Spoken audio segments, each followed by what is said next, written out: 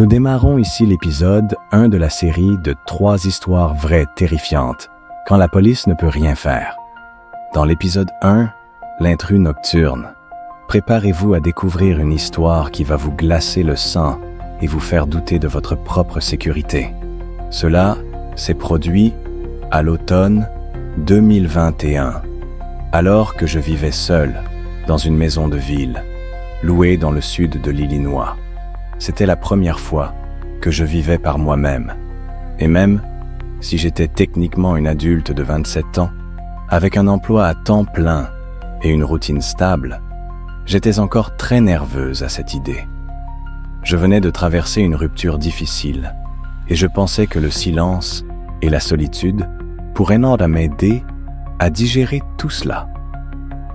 La maison de ville faisait partie d'une petite rangée d'unités identiques, assez ordinaire mais propre et calme, nichée dans une impasse tranquille, juste à côté d'une route rurale.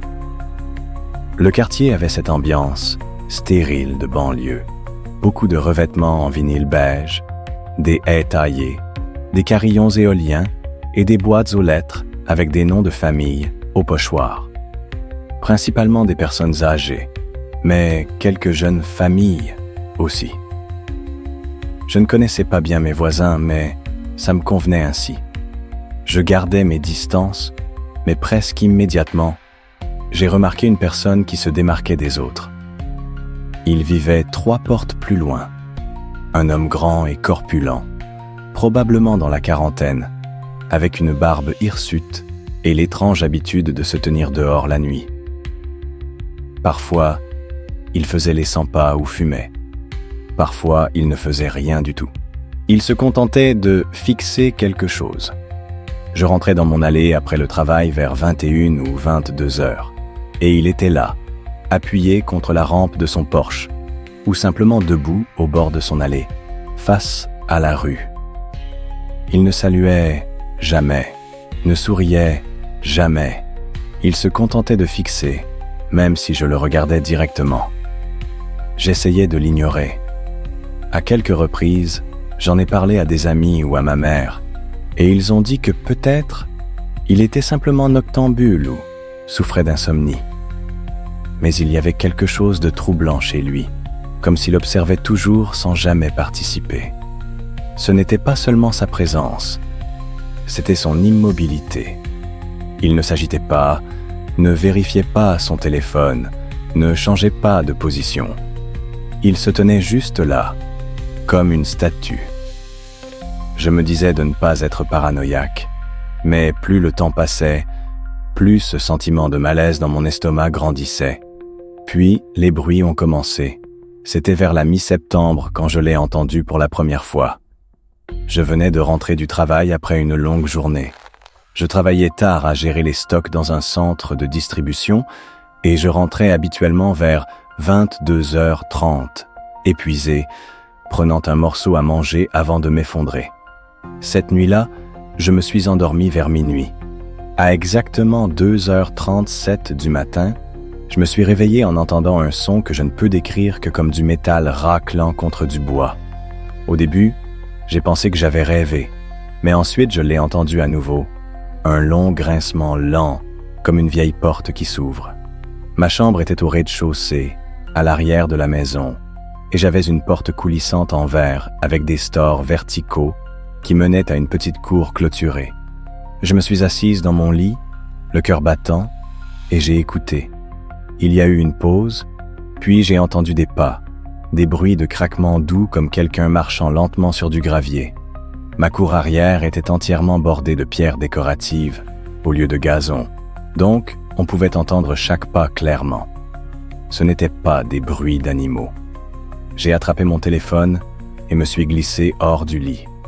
Je n'avais pas d'arme, juste un couteau de cuisine émoussé que je gardais dans ma table de nuit au cas où, ce qui à l'époque me semblait un peu ridicule.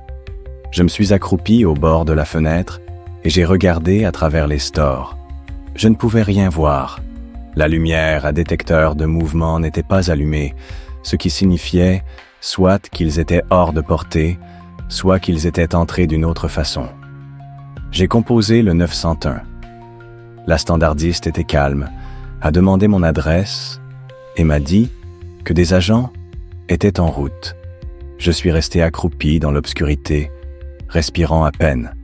Environ 10 minutes plus tard, des lumières rouges et bleues ont scintillé à travers ma fenêtre avant. Je me suis levé, j'ai ouvert la porte et j'ai rencontré les 2 officiers dehors. J'ai tout expliqué, ce que j'avais entendu, à quelle heure ça avait commencé.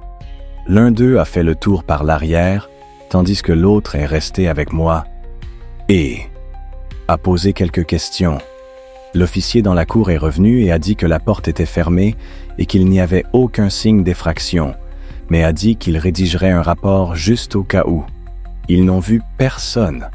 Pas d'empreinte de pas, ni de dommages. Rien de criminel. L'un d'eux a même dit « probablement juste un raton laveur » et m'a lancé un regard qui disait clairement « vous nous faites perdre notre temps ». Je n'ai pas argumenté. Ils sont partis après environ 10 minutes. Je n'ai pas dormi le reste de cette nuit. Le lendemain matin, je suis sorti pour vérifier la cour arrière moi-même. C'est alors que j'ai remarqué quelque chose d'étrange. Il y avait une pierre plate, de la taille d'un livre de poche, coincée sous le bord inférieur de la porte en bois du portail. Je ne l'avais pas remarqué avant. Le portail avait un ressort puissant qui le faisait se fermer automatiquement. Mais la pierre semblait avoir été placée là spécifiquement pour l'empêcher de se fermer complètement. C'était subtil, comme quelque chose que quelqu'un ferait s'il voulait revenir plus tard et se glisser à l'intérieur sans faire de bruit. J'ai ramassé la pierre et l'ai jetée à travers la cour. J'ai rappelé la police et leur ai dit ce que j'avais trouvé. Ils m'ont dit qu'ils le noteraient dans le rapport, mais encore une fois, on dit qu'il n'y avait pas grand-chose qu'ils pouvaient faire. J'ai demandé s'ils pouvaient parler aux voisins ou vérifier les caméras.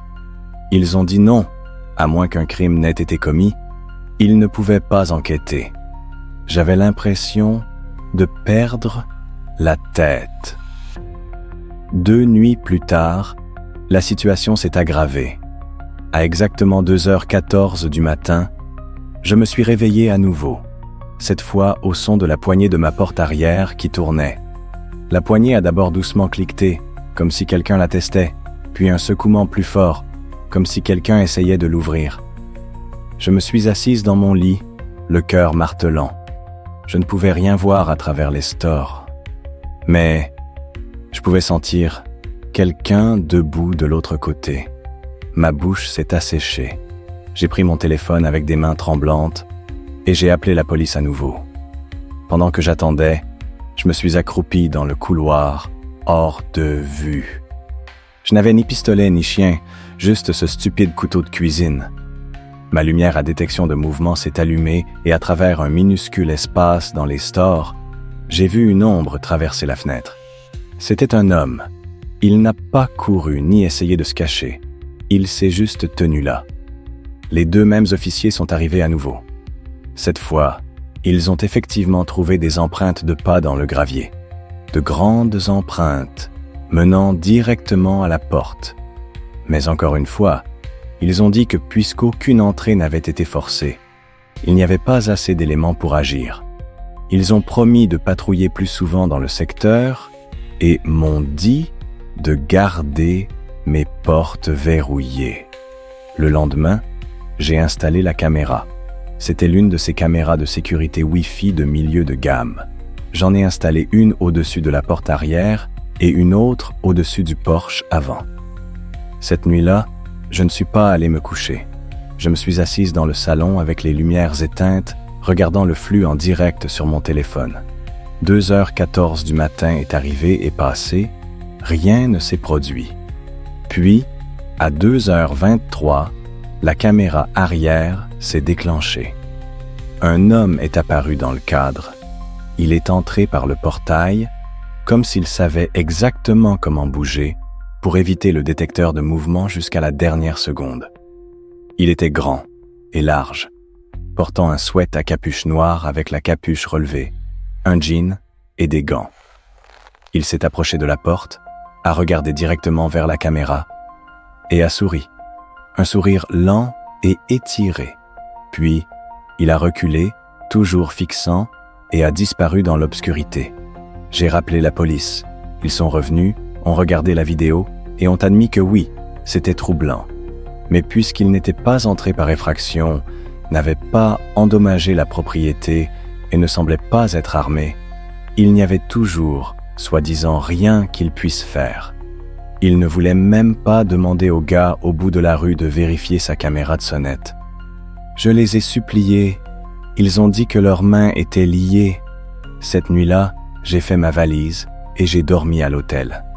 Quand je suis revenu le lendemain, j'ai trouvé 4 empreintes de mains boueuses sur la porte vitrée, 2 en postal et 2 en bas.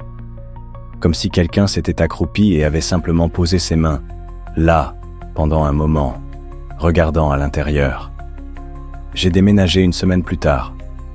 J'ai rompu mon bail et perdu ma caution. Je m'en fichais. Je ne pouvais pas rester là une nuit de plus.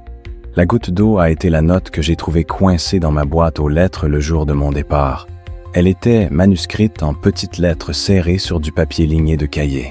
Elle disait « Les flics partent, mais moi, non ». J'ai déposé un dernier rapport. L'officier à qui j'ai parlé cette fois-là semblait vraiment troublé par la note. Il a promis qu'il ferait une vérification du quartier, mais c'était trop tard. Je ne suis jamais revenu.